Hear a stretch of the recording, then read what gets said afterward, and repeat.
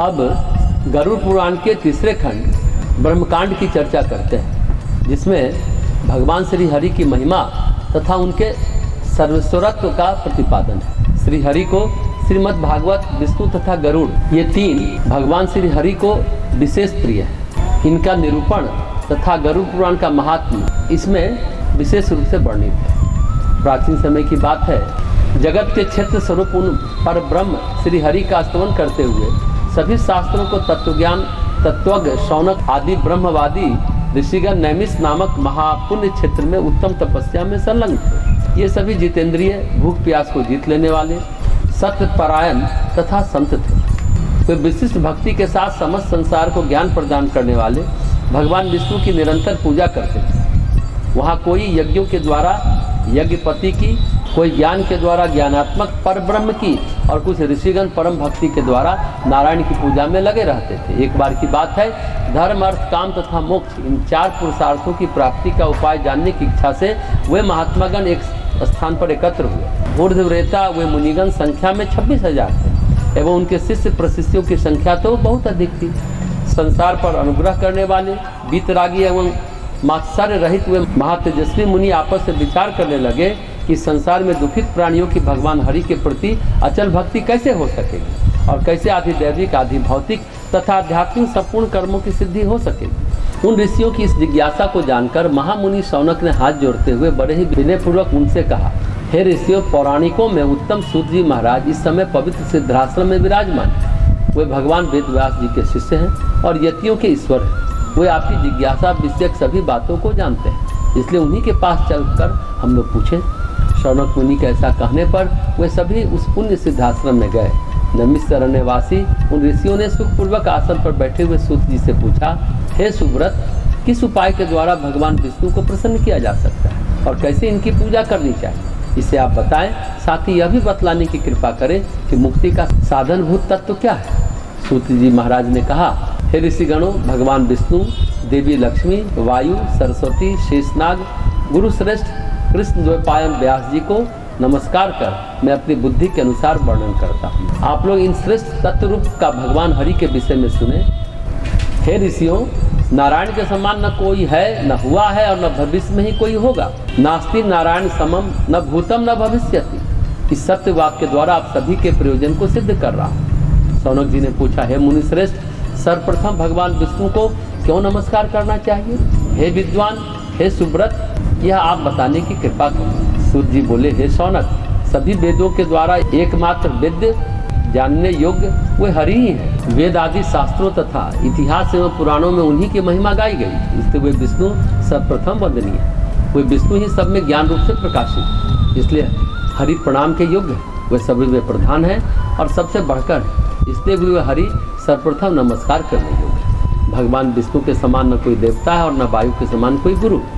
विष्णु पदी के समान कोई तीर्थ नहीं और विष्णु भक्त के समान कोई भक्त नहीं। कलयुग में सभी पुराणों में 3 पुराण भगवान हरि को प्रिय और मुख्य हैं। उनमें भी कलिकाल में मनुष्यों का कल्याण करने वाला श्रीमद् भागवत महापुराण मुख्य पुराण है। इसमें जिनसे सर्वप्रथम सृष्टि हुई है उन श्री हरि का प्रतिपादन हुआ है, इसलिए यह भागवत पुराण श्रेष्ठ माना गया है। इस पुराण में भगवान विष्णु से ही ब्रह्मा और महेश आदि की सृष्टि बताई गई है। विप्र, इसी प्रकार इसमें अनेक प्रकार के अर्थों का तथा तत्वज्ञान का निरूपण हुआ है। इन्हीं सब विशेषताओं के कारण यह भागवत श्रेष्ठतम पुराण माना गया है। इसी प्रकार विष्णु पुराण तथा गरुड़ पुराण को श्रेष्ठ कहा गया है। कलयुग में ये 3 पुराण मनुष्य के लिए प्रधान बताया गया। उनमें भी गरुड़ पुराण की विशेषता कुछ अधिक ही है।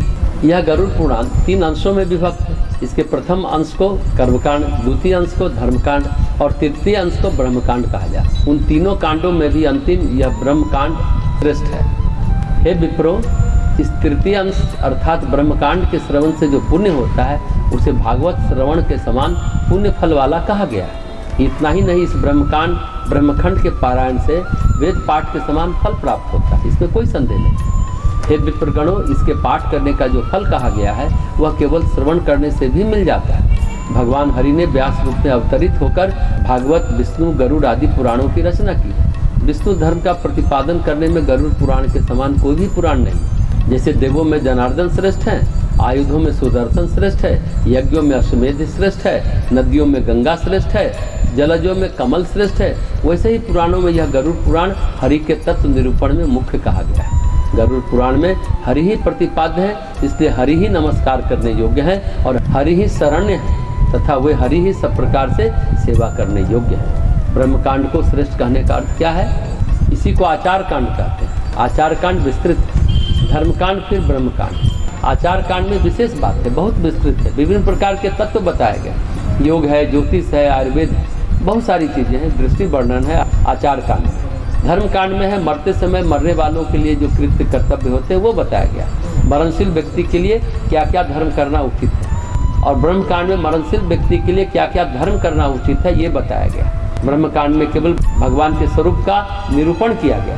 ब्रह्म कांड का मतलब है परब्रह्म परमेश्वर के बारे में, उनका जो विष्णु रूप है या कृष्ण रूप है, उनकी कथा कहते हुए हम उनके माध्यम से ब्रह्म में विलीन हो जाए। ये है ब्रह्म कांड। इसमें न तो कोई कर्मकांड है, न आचार है, न कोई मरने जीने से संबंधित कोई बातें हैं। इससे बातें हैं विष्णु रूप की, परमात्मा की और कृष्ण रूप अवतार की कथा है। और अंत में जो उपास्य हैं, जो आराध्य हैं, जो विचारणीय हैं, जो विचार करने योग्य हैं, जो वरण्य हैं, उन्हीं का चिंतन हमें सतत करना चाहिए। इसलिए ब्रह्म कांड को विशेष रूप से बताया गया है। ऐसे तो कई पुराण हैं, जैसे भागवत पुराण, उसमें भगवान की कथा है। सब पुराणों में भगवान की कथा है, भगवान के अवतार की कथा।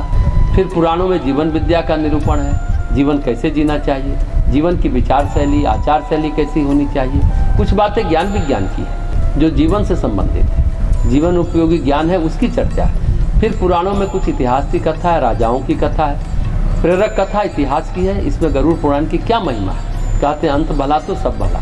केवल एक पुराण गरुड़ पुराण ऐसा है जिसमें मनुष्य के अंत काल का इतना विस्तार पूर्वक वर्णन किया गया। अंत भला तो सब भला कहते तो सब है, लेकिन अंत भला कैसे हो और फिर अंत भला से पूरे जीवन का भला कैसे हो, ये कैसे, क्या और क्यों, यानी कि अंत भला से संबंधित सभी प्रश्नों का उत्तर केवल और केवल गरुड़ पुराण में दिए गए, विधिवत और सम्यक रूप से दिए गए और विस्तार पूर्वक भी दिए गए। प्रेत का उद्धार भागवत पुराण पढ़ने से भी होता है। प्रेत के लिए क्या करने से प्रेत का उद्धार होगा, ये और कहीं नहीं है, ये गरुड़ पुराण में है। प्रेत के लिए हम क्या करें, अगर कोई प्रेत योनि में है तो उसे उबारने के लिए हमें क्या कर्म करना चाहिए। इसी तरह प्रेत के साथ पितरों के लिए क्या करना चाहिए, ये भी गरुड़ पुराण में। एक प्रकरण तो गरुड़ पुराण में ऐसा आता है आचार कांड में, उनमें पितरों की जितनी व्यापक स्तुति दी गई है उतना कहीं नहीं दी गई। श्राद्ध पक्ष में स्तुतियों के पाठ का महत्व है। वेद में पितृसूक्त आता है, स्तुति होती है रुचि उवास से, एक रुचि देवी है उसकी स्तुति से। अंत में कहा गया है नमो गणेभ्य सप्तभ्य तथा लोकेशु सप्तसु स्वयं भुवे नमस्यामि ब्रह्मणे योग चक्षुषे। ये गरुड़ पुराण की महिमा भी है और विशेषता भी। कुल मिलाकर गरुड़ पुराण में अंत भला तो सब भला है, लेकिन इसे जीवन यात्रा के बीच में भी पढ़ा जाए तो ये गलत नहीं है, जरूर पढ़ना चाहिए। पुराण का मतलब पुरातन कथाओं से प्रेरणा, यानी जो हमारे पूर्वजों के, हमारे ऋषियों के अनुभव हैं, जो पुरातन अनुभव हैं, उनकी कथाओं से प्रेरित होकर के अपने नवीन का निर्माण करना होता है। इसलिए पुराण को कहा जाता है एकदम नया। कहते हैं पास्ट इज हिस्ट्री, जो बीत गया सो इतिहास हो जाता है, और फ्यूचर इन मिस्ट्री, जो भविष्य है वो रहस्य। ये हिस्ट्री और मिस्ट्री के बीच में क्या बचता है? प्रेजेंट बचता है। अगर प्रेजेंट का ही वो आप सदुपयोग करते हैं, समझने की कोशिश करते हैं और समझते हैं, तो हिस्ट्री से आप सीख सकते हैं और मिस्ट्री को संवार सकते हैं। नहीं तो कहने में ये बात रिद्विक लगता है, लेकिन है बहुत अर्थपूर्ण। पास्ट इज हिस्ट्री और फ्यूचर इज मिस्ट्री, और ये प्रेजेंट ही हमारे हाथ में है। प्रेजेंट से ही हिस्ट्री और मिस्ट्री के रहस्यों को सुलझाया जाता है। हिस्ट्री को भी सुलझाया जा सकता है और मिस्ट्री को भी सुलझाया जा सकता है। यही सत्य है।